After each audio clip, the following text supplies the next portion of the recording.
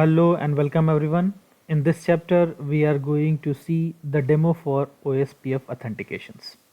So I will take the router first. I will take very basic, topology. Let's say router 0 and router 1.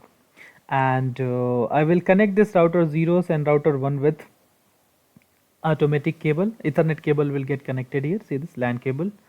And I will configure the IP addresses here, basic IP addresses. Let's say I'm configuring 10.0.0.0, 10.0.0.1 as IP address, and here 10.0.0.2 as IP address, and the network ID I will consider as this /24. This is my network ID.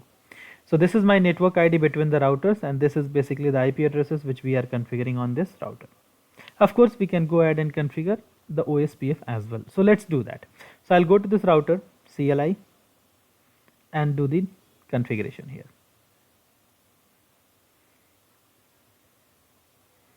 So first of all, I'll say no, enable, configure terminal.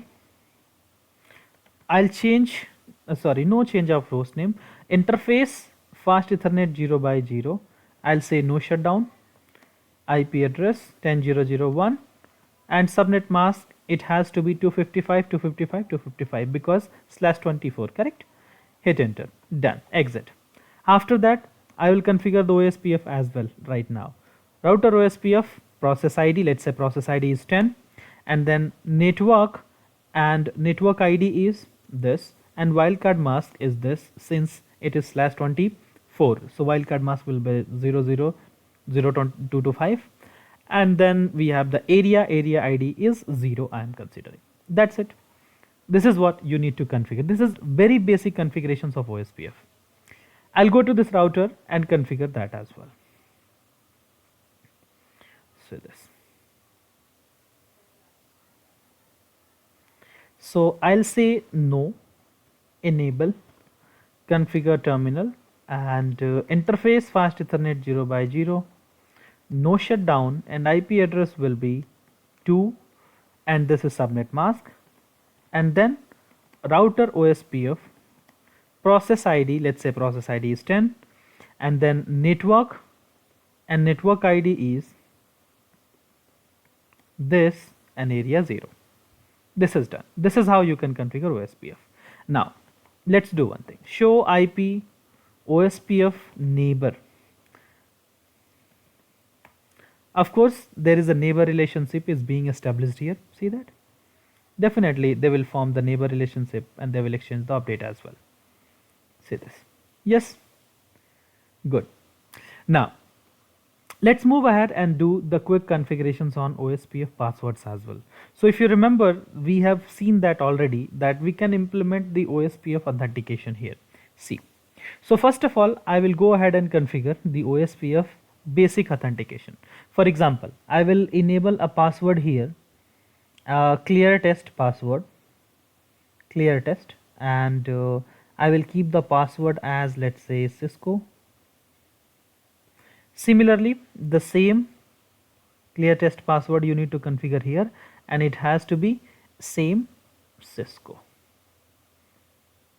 So if you configure both the side, they will form the neighbor relationship. If I configure just one side, it will break the neighbor relationship. Let's move ahead and test it out. Say this. So I will go to router 0 first. I will go to router 0 first. Before configuring OSPF authentication, say this. The neighborship is successfully established. Of course, yes, both the routers are neighbor together. So do one thing. Interface serial fast Ethernet 0x0. IP OSPF authentication is the command. IP OSPF authentication, and then IP OSPF authentication, and then hyphen key, and key is Cisco. Done. So make sure IP OSPF authentication, and then IP OSPF authentication hyphen key, and then Cisco. Sometime when you press the tab button here, it will not work. So make sure to type the full command, IP OSPF authentication, full syntax you need to write down. Done. Once you have done this, just say this. So can you see here, there is a message we have got, and it is saying that the particular neighbor has been changed the state from full to down state. That's nothing but they have break the neighbor relationship due to passwords. In simple term, show IP OSPF neighbor. Can you see that there is no neighbors here because we have enabled the passwords. So just to go ahead and form the neighbor relationship, I'll go to next router here and configure the OSPF neighbor. Okay, sorry, OSPF passwords. So again, interface mode, IP OSPF authentication. Make sure you need to type full command. When you are pressing tab, sometime it will not work. So make sure to type full command. IP OSPF authentication, then IP OSPF authentication, and then key, and the key should be same like Cisco. Done. Exit. Exit. This is basically the way how you configure the OSPF authentication. So see this, we have got a message as well that neighborship has been successfully up. See that, show IP OSPF neighbor. If I get back to the other router here in this router also and verify, you see the message has been received, and now you must be able to see the neighborship has been established. See that the neighborship is also established. So this is how you can go ahead and configure the OSPF authentication, clear test authentication. Now to configure the OSPF message digest authentications, you can follow the same command which we have seen in our previous chapter. So make sure you can follow the same commands, and OSPF authentications will work for MD5 as well. So just now I have shown with the clear test, you can try with the MD5 authentication as well. So that's it for this particular lecture. I will see you in the next lecture with the new things. Thank you so much.